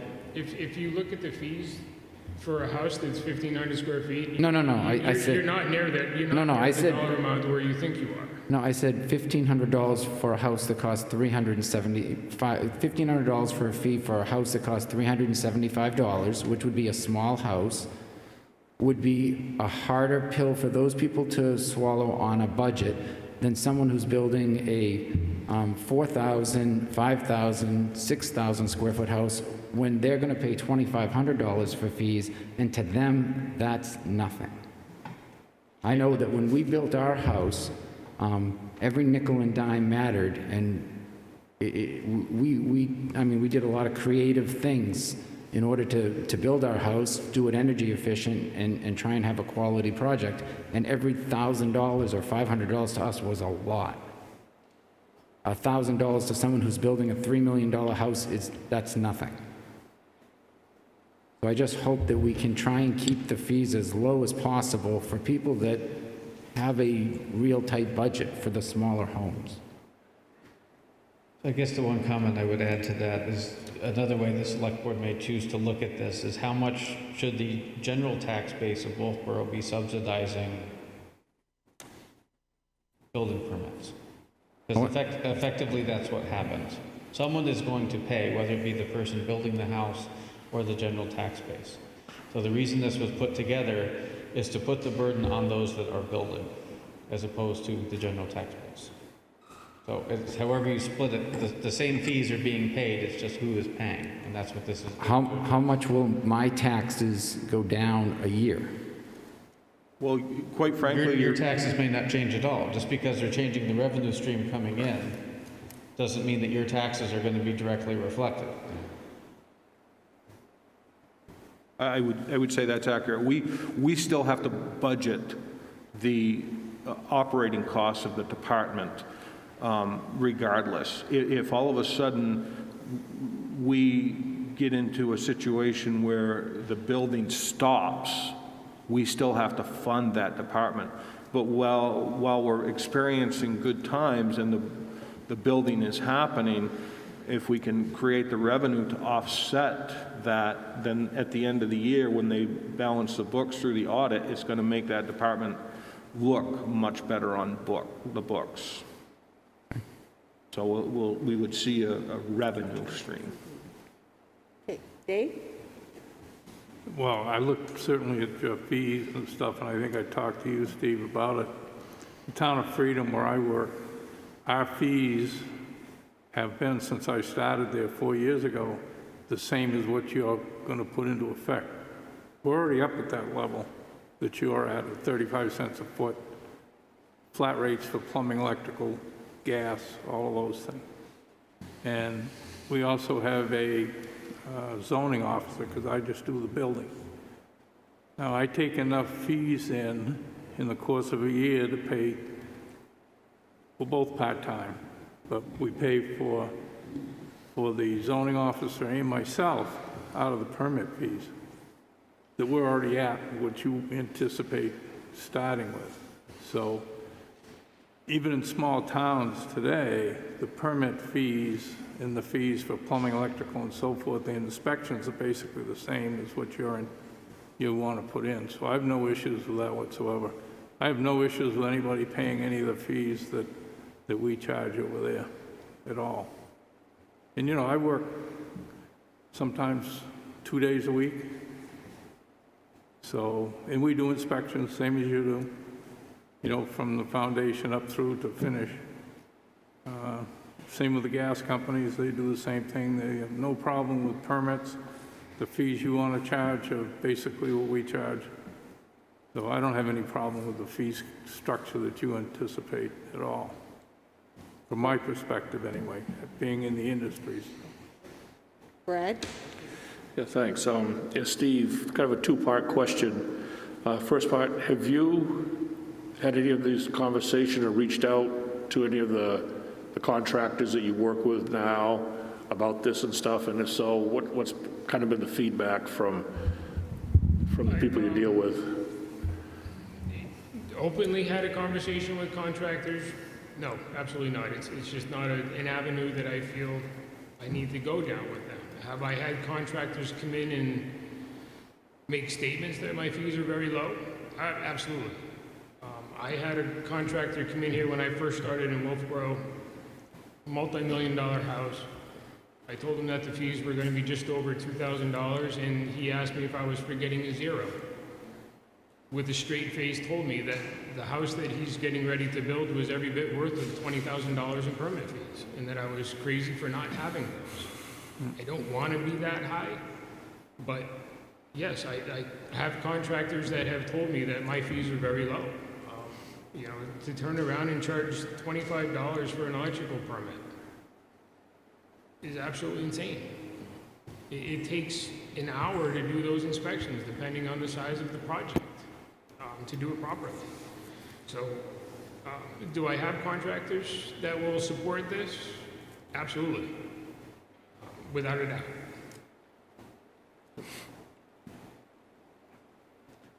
Luke, do you have any questions? No.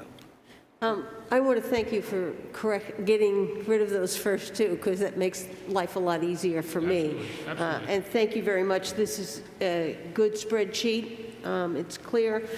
I absolutely support having higher fees in order to bring in more revenue to cover your salary. I'd prefer to do it in a phased approach. You've given us the first one at 46%. I would be uncomfortable going up to 75. Sure. And the fees, if they are in range, and I'm absolutely willing to look at a year from now where we are. We'll have a half a year, and we can judge, we can see how much is coming in, and take a look at where we should go for there. So I'm comfortable with that. Is there any other comments or questions? I think we should do, if we're going to do it, I think we should do a 3-year phase. We should go 25%, 46%, and 75%, revisit it every year. There's another approach. Madam Chair, I was just going to add, at one of the earlier discussions, there was discussion of a part-time. All of that has been removed. I don't want that to get lost from the email. It was very clear at the last meeting that that was a separate discussion entirely, so this is, for clarity, these numbers are just 0% budget increases across all the applicable budgets for these numbers. And they may have mentioned it, but one of the takeaways from the last meeting was solar and alternative energy to not have an increase. It does not have an increase. They've remained the same. They met that threshold as requested. Okay. Any other comments or somebody want? I think what we need to do is decide on what percentage, and with that percentage, establish that we want to go to public hearing. Well, I think we ought to set up a public hearing, and then these guys can come in at that night or give us the information beforehand as to what they anticipate. You don't think we should give the percentage at this point? Don't you need to notice? I think if they go to notice the public hearing, we should put in what the fees are, and that's at a certain percent. Well, another option would be to pick, I don't anticipate the board going there, but if you advertise for 75 at the public hearing, you could then approve 46 or any number less than 75. Yeah. If the consensus is, let's set a public hearing for 35 at that public hearing, that is the max, you couldn't then elect to go above that. So it might, if the goal is 46, it might be to set the percentage at 50. I don't know what public input there may be, what impact that may or may not have on the board, et cetera. You could always land at 46. It's just food for thought. Yeah, that's the purpose. With the proposed potential increase right. Up to 50%. That public hearing will tell you what direction you want to go. Yeah. So you're saying not even put in where we are? Are we saying, you know, I think... That can all be brought up at the public hearing. I mean, people are going to forget about it at this point until we have the public hearing. And then they'd have by that time a sheet laid out as far as what the increases are and where they are. That's what people are going to ask. So we could provide you with 3 distinct options, option A, B, and C for the public hearing. Plus the contractors are going to want to know, am I paying $30 for electrical or 25, 60 50, 75. Or 50? Okay. Yeah. And how much per square foot are you going to charge me for a building, including garages, decks? Those all the same price? I mean, there's several ways that this can go. Sure. And even after the public hearing, there may be another meeting after that there's going to be numbers that are going to be brought forward once the public hearing sets the course that this wants to take. You're going to have to probably have 2 hearings. Would it be easier if we went into the public hearing with a set percentage that we want to increase? Absolutely, because that would give me a chance to set some of the guidelines and see where some of the numbers are going to be, so that at that public hearing I can answer those questions without trying to fumble through it standing up here in front of everybody. I think I like what the town manager said, to notice it that either a 25, 46, or 75% increase, and then we're able to move whatever way we need to. And that gives the public a chance to give you input. What? That gives the public a chance to give you input. Can we make it 25, 50, and 75 just to make it easy? Yeah. Sure. Yes. Please? Yeah. If that's the motion, Now, that's what we'll do. Yeah, and just so, I mean, I'm trying to be realistic. I have a lot of friends that don't live in Wolfeboro, and a lot of the consensus from a lot of them is Wolfeboro does things difficult. And they say that a lot of our stuff is considered elitist and overpriced and a lot of things. And I just don't want to have another mark that says, now Wolfeboro to build a house, if you want to build a $300,000 house, you got to pay $2,500 to get a permit. When in Guilford, I can get one for $600. Doesn't mean Guilford's right. Guilford's wrong. Nobody's right or nobody's wrong. I'm trying to set the stage where It doesn't matter to me. the general taxpayer Yep. who is not doing a project Doesn't is pay. not paying for that Correct. project. Let's increase it in Whether somebody's steps. correct or somebody's wrong, that's not what I'm here for. Yep. I'm just trying to give the opportunity to the general taxpayer to be off the hook for paying a portion of a $20 million house on the water that they never have the option to utilize. I'm always about a marathon, not a sprint. I like to always do things slow, methodical, and in steps. That's just the way I work. Sure. Well, I think it's a good proposal to get more, I see it as not taking it off the tax rate, but bringing the town more revenue. We do it in all sorts of ways, and this seems to make sense. I would like a motion to advertise a public hearing using 25, 50, and 70%. Somebody want to make that motion? For public hearing on June 1st. I guess the date, whether it's June 1st. June 2nd. June 2nd is the next meeting. And that was 25, 50, and 75, correct? Yep. Mm-hmm. I'll second that. Okay. Any further discussion? Brad? Yes. Dave? Yes. Linda's yes. Luke? Yes. And Brian? Yes. We'll schedule Thank the you public very hearing. much. Thank you. Thanks. Okay, next item on the agenda is the letter to the Living Museum, and I'll pass this over to you. So I had sent a draft letter out to the Board of Selectmen. I received feedback from 2 board members. I took that feedback, made those changes. With your permission, I will take and send this letter off to the Friends of the Libby Museum. I'm not sure whether the copy that went out had the last sentence on it. And let me just read it just to make sure that the other board members know. If the Friends of the Libby Museum would like to address an MOU which does not include the requirement of a warrant article for a capital reserve appropriation as originally agreed to, please contact the Board of Selectmen. Correct. And I'm, okay? Yep. I'll get that sent out tomorrow. Thank you. Next item on the agenda is setting of a date for the Town Beach Forum. And I asked the town manager to put this on the agenda. I've been doing some thinking, and I'm going to throw some ideas out, and I hope the rest of you have some ideas. I would like it outside. I was thinking either Cape Park or Foss Field. I was thinking July 27th with a rain date of July 29th, or we can shift those, I think, and we can either start it at 6 or 6:30, and the public can bring their chairs, they can spread out, and I just would like to get this a date set and let people know we're going to do it and when, and I think it's important for us to get as much feedback before we form a committee to then take a look at the ordinances. Not at one of the beaches? What? Not at one of the beaches? Not at the, no. I don't know. I don't want sand in my shoes. Foss Field might be the best, just because of all the noise potentially.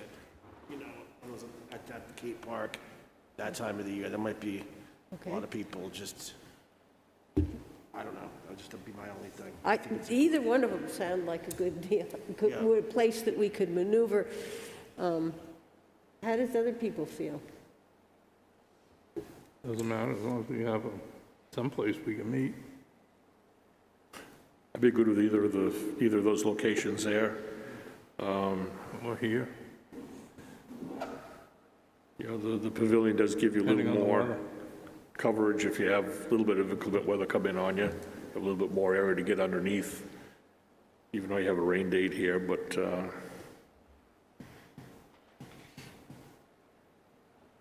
I think Foss Field makes sense. I like your thought about the noise. You know, I hadn't really thought of that when I thought of Cape Park, but it is pretty noisy down there, and that's a good point. So shall we say Foss Field? Do you want to do it at 6 or 6:30? Doesn't matter. Why don't we start at 6? That just gives us a little longer before it gets dark. Maybe we can get out of there before the mosquitoes might decide to come out. Some kind of systems set up so that people can speak? Absolutely. And we have electricity there, and we have bathroom there, and it seems like it has all the facilities that we need. Okay. Yep. We'll get that, and we're going to need to get it advertised, I'm sure, in the paper, but we also need to get it up on Facebook, and so people can share it and know that we're moving forward on that. Do we pick a date yet? July 27th is the date, with the rain date of the 29th. Okay.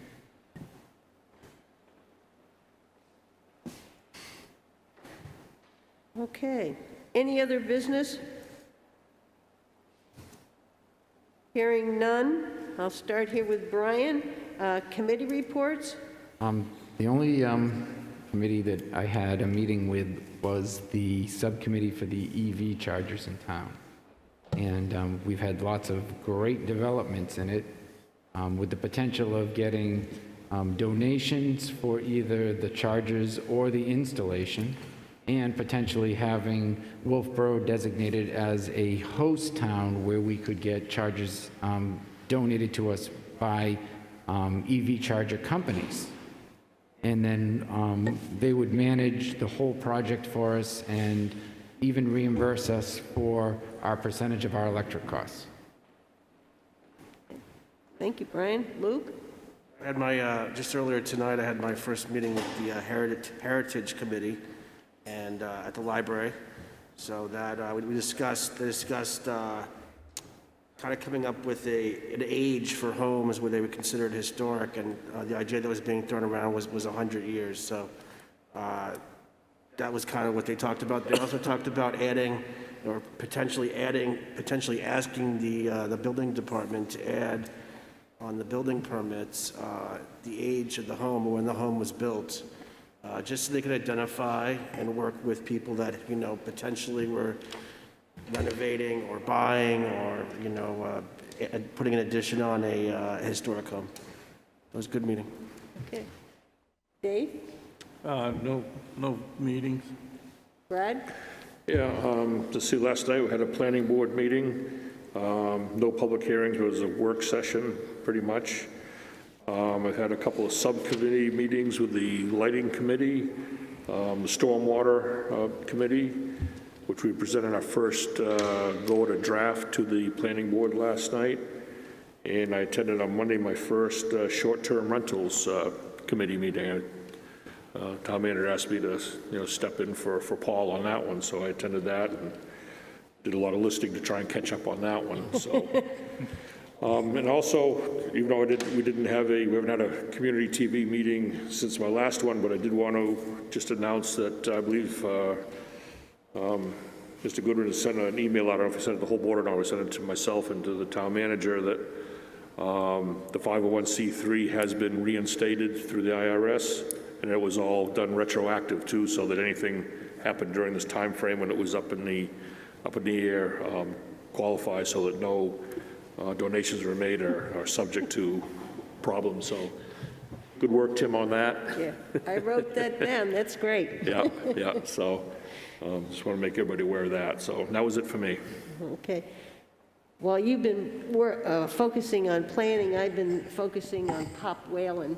I met with Jim, Victor Druin, and the Banwell architect firm, which the Friends of Abenaki and Back Bay have contacted and have hired.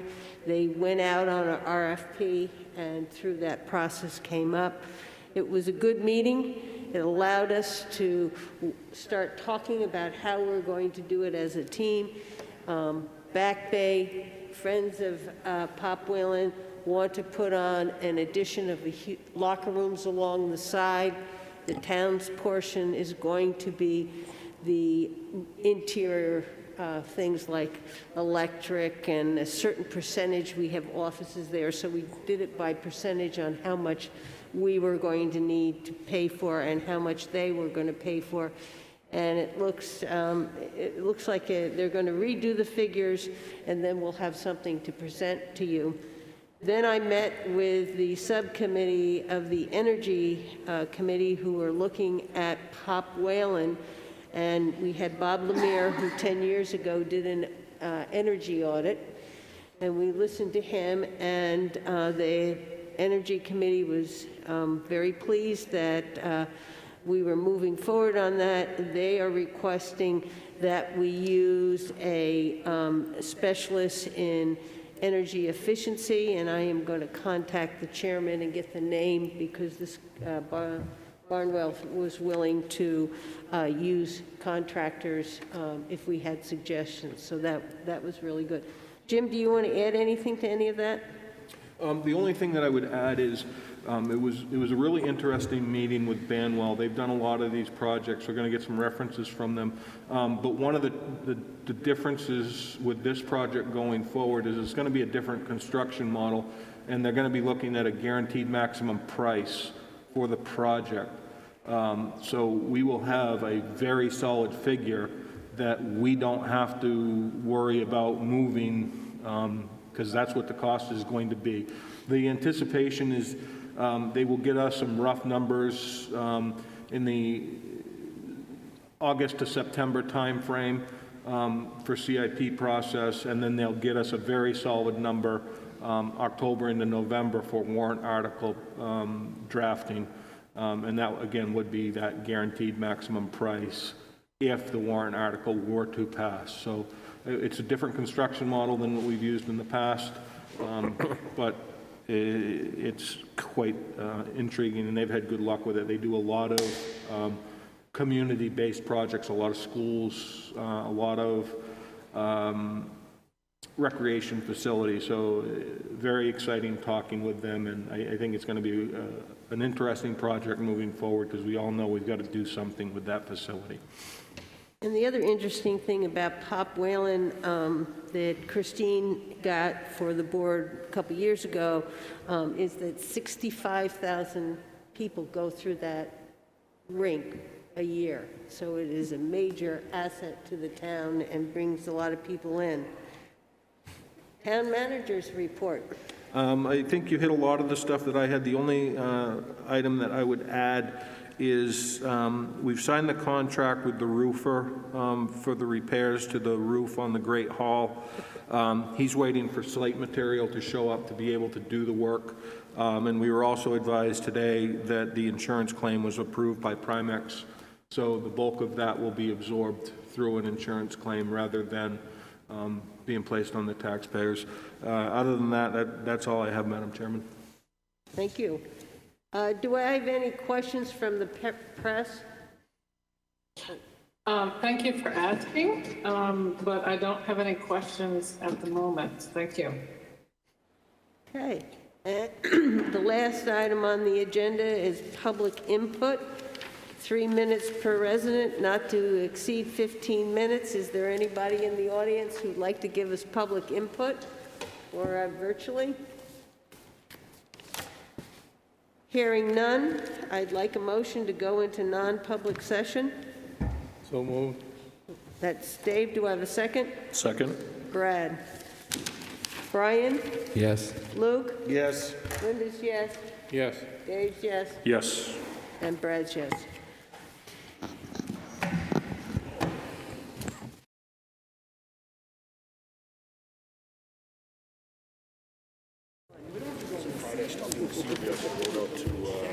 Paul's development right there. St. George's Place, I rode through it all.